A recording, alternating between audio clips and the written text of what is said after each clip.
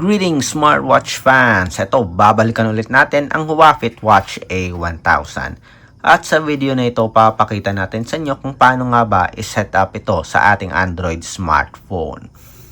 Ang Huawei Watch A1000 ay gumagamit ng Glory Fit application na available sa Android smartphone. So, ida-download natin ang app, i-install, at isi-set up natin ang A1000 sa ating Android smartphone. I-connect natin sa Glory Fit application. So kung may mga katanungan kayo about sa smartwatch nito, lalo na sa setup process, drop lang ng comment sa baba. And of course, support our channel, ang nag-iisang Smartwatch Pinoy TV.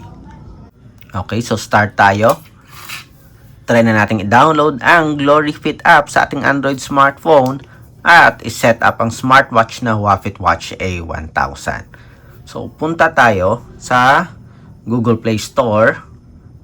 Search lang natin yung Glory Fit application. So, search Glory Fit. Okay, Glory Fit. Yan. So, Glory Fit Pro, dapat Glory Fit lang. Okay, balikan natin. Search natin Glory Fit. Ito, Glory Fit. Yan. So, ito yung app natin.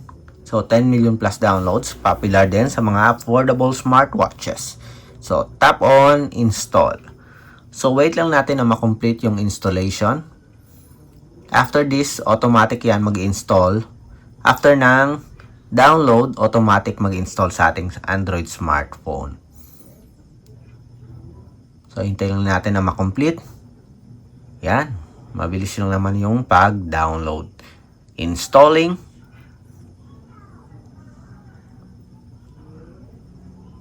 Okay, wait lang natin na makomplete yung installation. And open kagad natin yung app. So, kompleto na download na natin at na-install na. I-open natin yung application. Okay, so open natin yung app. Tingnan natin kung ano yung mga permissions. So ito, user agreement and privacy policy. Agree tayo dito. Then, nagtatanong for registration. So, pwede kang gumamit ng email address, third parties app, Facebook, or Google account. So, ignore lang natin to. Direct agad tayo. Pwede ka na mag-register kung gusto nyong i-store yung data nyo. Ito naman kung gusto nyong stable yung connectivity, auto start ka agad, pwede nyong i-set. Kung minsan nyo lang naman gamitin, pwede nyong i-ignore. Set nyo yung profile. The next. Set nyo rin yung height. Kasama na rin yung weight, age, at target step. Then, complete. Yan. After that, hanapin na natin yung smartwatch natin. So, select device. Activate nyo yung device access location. Kasama na rin yung relative position. And yan, hinahanap na yung smartwatch natin. Pag ayaw makita, i-reset nyo lang yung smartwatch. Tingnan natin.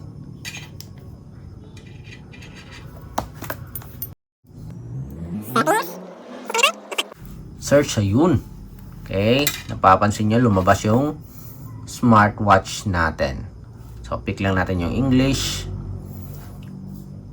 Then, select natin yung smartwatch natin para ma-connect. Yan, connecting na. Wait lang natin yung successful connection. Connected naman tayo. Tingnan niya natin. Yan. So, connected tayo. Huawei Watch.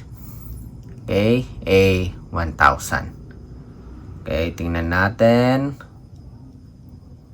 Universal settings. Find bracelet. Nakikita ba yung smartwatch natin? Wala. Yan. Okay, so successfully connected tayo. Time system, follow system lang. Then, set natin yung notification. Call reminder. Activate natin. Allow lang yung permission. Ito for the Bluetooth call to. Allow nyo lang. Then, go back. Yung app reminder natin. Activate rin natin. Hanapin nyo lang yung Glory Fit. Activate ulit. Yan.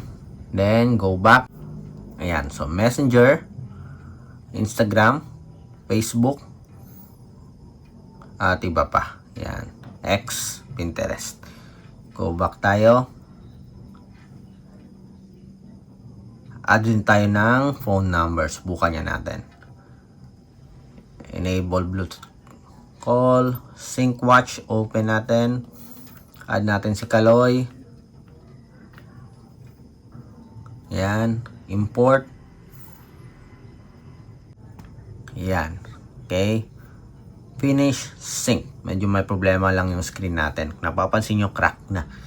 Okay. Tingnan natin dito. Di na ganun ka responsive. Contacts. Ayun. Okay. So, successfully connected tayo sa ating Glory Fit application with the Huawei Watch A1000. So, kung may mga katanungan kayo about sa setup process, drop lang ng comment, and of course, support pa rin yung ating channel, ang nag-iisang Smartwatch Pinoy TV. Bye!